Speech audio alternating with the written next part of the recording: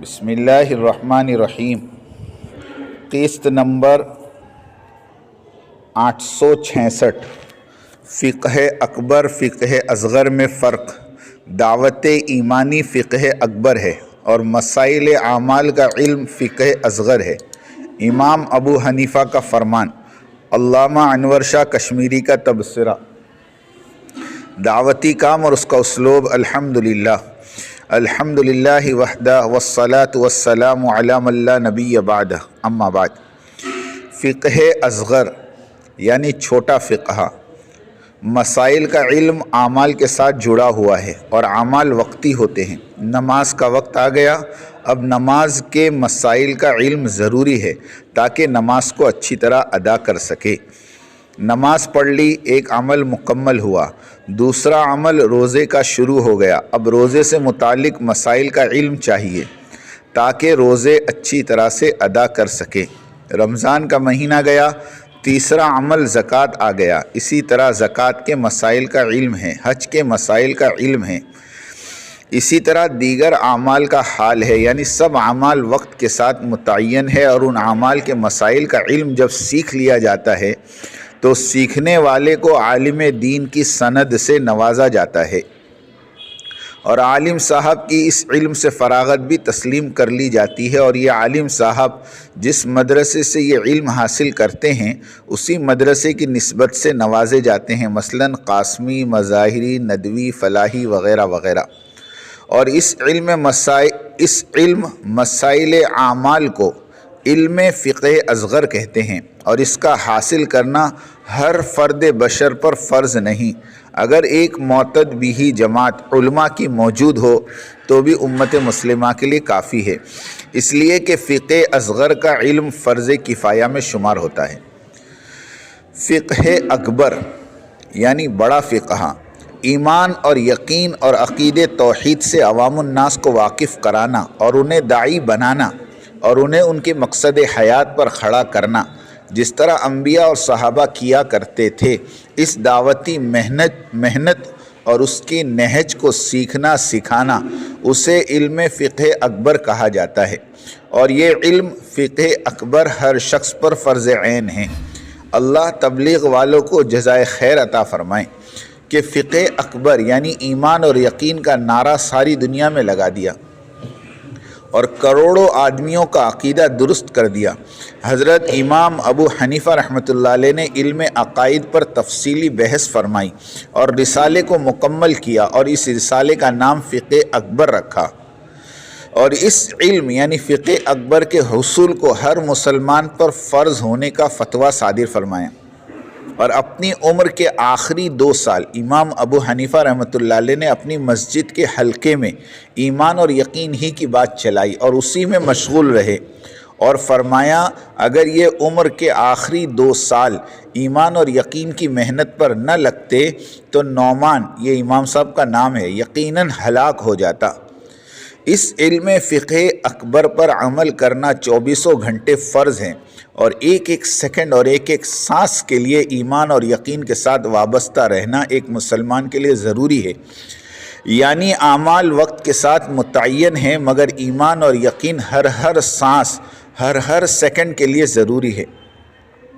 علم فقہ اصغر یعنی علم مسائل میں فراغت ہے، اور علم فقہ اکبر یعنی ایمان اور یقین کے حاصل کرنے میں فراغت نہیں۔ جب فراغت ہی نہیں تو سند اور سرٹیفکیٹ کا کیا معنی؟ علامہ انور شاہ کشمیری رحمۃ اللہ علیہ کا تبصرہ۔ حضرت شیخ الحدیث علامہ انور شاہ کشمیری رحمۃ اللہ علیہ فرماتے ہیں کہ ہم نے عمر ضائع کر دی۔ شاگرد نے کہا آپ نے تو علم دین کی بڑی خدمت کی، بڑے شاگرد پیدا کیے۔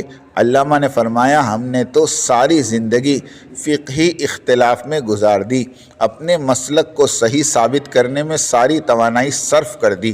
رفع یدین، غیر رفع یدین، آمین آواز سے کہیں کہ آہستہ، ہاتھ سینے پر باندھے کہ ناف کے نیچے، ایک طبقے کی آراء کا دفاع کرتے ہوئے ساری توانائی صرف کر دی۔ حالانکہ قبر میں ان باتوں کے بارے میں نہیں پوچھا جائے گا، اور نہ ہی حشر کے دن سوالات کیے جائیں گے کہ ہاتھ کہاں باندھنے تھے، آمین آواز سے کہتے تھے کہ آہستہ، البتہ حشر میں تو ایمان اور دعوت ایمان کے بارے میں پوچھا جائے گا کہ ورثۃ الانبیاء ہونے کی نسبت سے کیا حق ادا کیا، غیروں میں کتنی تبلیغ کی، کتنے لوگوں کو کفر کے اندھیروں سے نکال کر اسلام کی روشنی میں لے آئے۔ انبیاء تو ایمان کے داعی تھے اور تو فروعیات میں عمر گزار دی۔ بچے، یہ ایک ایسی کڑوی حقیقت ہے کہ ہم جیسوں کو اس کا اعتراف اور اپنے جرم میں توبہ کیے بغیر چارہ نہیں۔ یہ تھے علامہ انور شاہ کشمیری رحمۃ اللہ علیہ، جن کے علم اور تقوی میں رتی برابر کا شک نہیں۔ علامہ نے اہل علم کے لیے ایسی حقیقت بیان کی کہ قیامت تک اسے جھٹلایا نہیں جا سکتا۔ حضرات صحابہ رضی اللہ عنہ اجمعین دونوں علوم یعنی فقہ اصغر اور فقہ اکبر کے تاجدار تھے، اس لیے انہیں کسی خاص نسبت سے پکارا ہی نہیں گیا۔ نہ وہ صدیقی تھے، نہ فاروقی، نہ عثمانی، نہ حیدری، نہ بلالی، اس لیے کہ وہ جانتے تھے کہ تحصیل ایمان کی کوئی انتہا ہی نہیں، اس لیے اس میں فراغت کا سوال ہی پیدا نہیں ہوتا۔ کرتے کرتے مرنا اور مرتے مرتے کرنا، یہی ریت ہے مکتب دعوت کی۔ وَاعْبُدْ رَبَّكَ حَتَّى يَأْتِيَكَ الْيَقِينُ، ان کا مسلک تھا۔ لطیفہ، علوم یعنی فقہ اصغر کے فارغین سے جب وقت مانگا جاتا ہے تو وہ حیران ہو کر رہ جاتے ہیں کہ یہ کیا گستاخی ہے کہ ہماری تشکیل کر رہے ہو۔ اسی لیے حضرت جی اول نے فرمایا کہ ان علماء کرام کی تشکیل کبھی نہ کرنا، بس انہیں کارگزاری سناؤ اور دعا کی درخواست کرو۔ لیکن الحمدللہ جو علماء کرام اس دعوتی راستے میں چلتے ہیں انہیں شرع صدر ہو جاتا ہے اور پھر ساری زندگی دعوتی کام میں کھپا دیتے ہیں اور ساری دنیا میں گھوم پھر کر لاکھوں انسانوں کی ہدایت کا سبب بن جاتے ہیں۔ تحدیث نعمہ کے طور پر میں اپنا واقعہ بیان کرتا ہوں۔ سن 1975 میں اورنگ آباد مہاراشٹر کا اجتماع ہوا۔ بزرگوں نے طلبہ کی چلے کی جماعت عطا فرما دی اور ضلع عثمان آباد کی طرف بھیج دیا اور فرمایا وہاں جاؤ، وہاں ایک مفتی صاحب ہے، ان کی مسجد میں ٹھہرنا اور حضرت سے فیض اٹھانا۔ حضرت مفتی صاحب نے بڑی شفقت فرمائی، چند دن عثمان آباد میں رہے، حضرت کو کارگزاری سناتے رہیں۔ حضرت نے تعجب سے فرمایا ہم تو مدرسے کے پڑھے ہوئے اس تبلیغ میں کیسے چل سکتے ہیں، یہ تو ان پڑھ لوگوں کا راستہ ہے۔ بالآخر حضرت نے ہمیں تلجا پور بھیج دیا۔ ہم نے درخواست کی کہ حضرت ایک دن کے لیے تلجا پور ہماری ملاقات کے لیے ضرور تشریف لانا۔ حضرت مفتی صاحب تشریف لائے۔ اس وقت ہم لوگ عمومی گشت کے لیے نکل رہے تھے، مفتی صاحب بھی ساتھ ہو گئے۔ تلجا پور میں بڑی مندر ہے تلجا بھوانی۔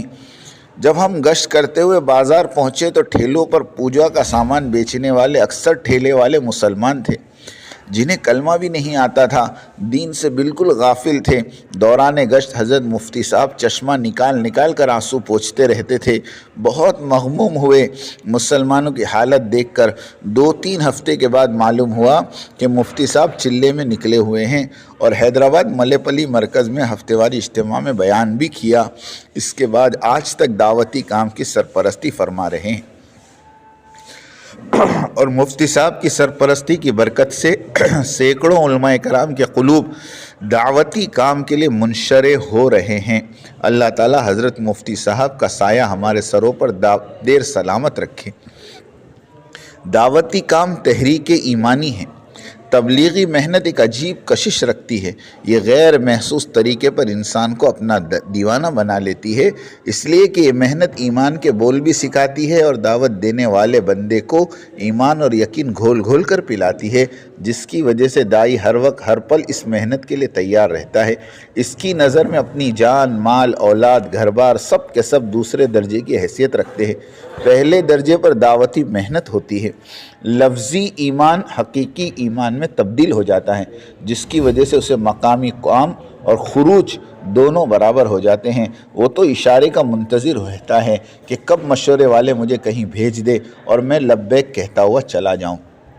ہمارے قاضی عبدالوہاب صاحب پیرامن والوں کے پاس اسی طرح کے جیالوں کی فہرست ہوتی تھی جس میں تقریباً 200 ساتھیوں کے نام ہوتے تھے۔ جہاں بھی تقاضا ہوتا قاضی صاحب کا خط آ جاتا کہ جماعت لے کر فلاں جگہ پہنچ جاؤ، ہم پہنچ جاتے۔ وقت کا کوئی تعین نہیں ہوتا تھا، 1 مہینے 2 مہینے 3 مہینے شہروں کے شہر اللہ کی راہ میں نکال دیتے تھے۔ آج بھی ہر شہر میں اس طرح کے ایک بڑے طبقے کی ضرورت ہے۔ یاد رکھے ترتیب سے چلنے میں 10% اصلاح ہوتی ہے اور تقاضوں پر چلنے میں 100% اصلاح ہوتی ہے۔ ترتیب سے چلنے میں امیر تربیت کرتا ہے اور تقاضوں پر چلنے میں اللہ تعالیٰ تربیت فرماتے ہیں، اور اس قربانی کی برکت سے اللہ تعالیٰ دنیا کے حالات کو بدل کر رکھ دیں گے۔ نبیوں والی دعوت۔ نبیوں والی دعوت میں ایک ایک آدمی سے ملاقات کی جاتی ہے، اللہ اور رسول اور آخرت کی طرف بلایا جاتا ہے، دنیا میں آنے کا مقصد بتایا جاتا ہے، آخرت کی فکر دلائی جاتی ہے، اور یہ سارا کام صرف اجر کے لیے کیا جاتا ہے، اجرت کے لیے نہیں۔ فائدہ: آدمی جس چیز میں اپنی جان اور اپنا مال کھپائے گا اس چیز میں جان پڑے گی۔ دعوتی کام میں حسب مراتب آزمائشیں بھی آئیں گی، گھبرانے کی بات نہیں۔ جتنا بڑا آدمی اتنی ہی بڑی آزمائش، اور اتنی ہی بڑی اللہ کی مدد اور نصرت، اور اسی قدر ہدایت عام ہوگی، اور کام بھی بڑھے گا اور لوگ کام کی طرف دوڑے دوڑے آئیں گے۔ اس وقت سب سے بڑے آدمی حضرت جی رابع ہیں، ان کی بڑی آزمائش کی گئی، لیکن وہ اللہ کی عطا کردہ توفیق سے جمے رہے، اور اسی قدر اللہ نے ان کی مدد بھی فرمائی۔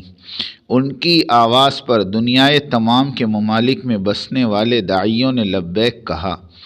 جماعتیں ہزاروں کی تعداد میں نکلنے لگی، ہزاروں کی تعداد میں علماء کرام وقت لگا رہے ہیں۔ تبلیغ والوں یکسوئی کے ساتھ حضرت جی رابع کے ساتھ چمٹے رہو اور ان کی اطاعت کرنے کو خوشبختی جانو۔ اللہ تعالی حضرت جی رابع مولانا محمد سعد صاحب دامت و برکاتہم کو 125 سال زندہ رکھے۔ اللہ تعالی امت مسلمہ کی رکھوالی فرمائے اور انسانیت کی عمومی ہدایت کے فیصلے فرمائیں۔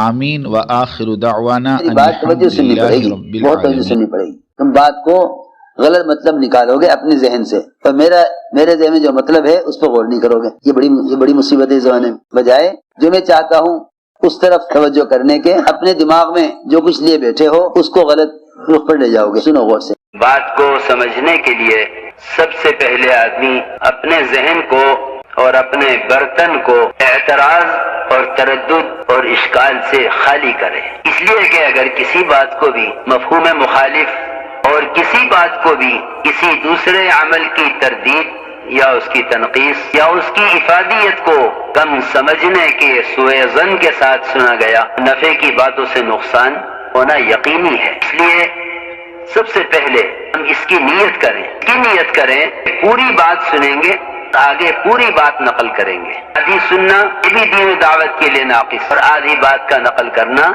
یہ تو بڑے فساد کا ذریعہ ہے۔ اس لیے بہت توجہ کے ساتھ بات سننی ہے۔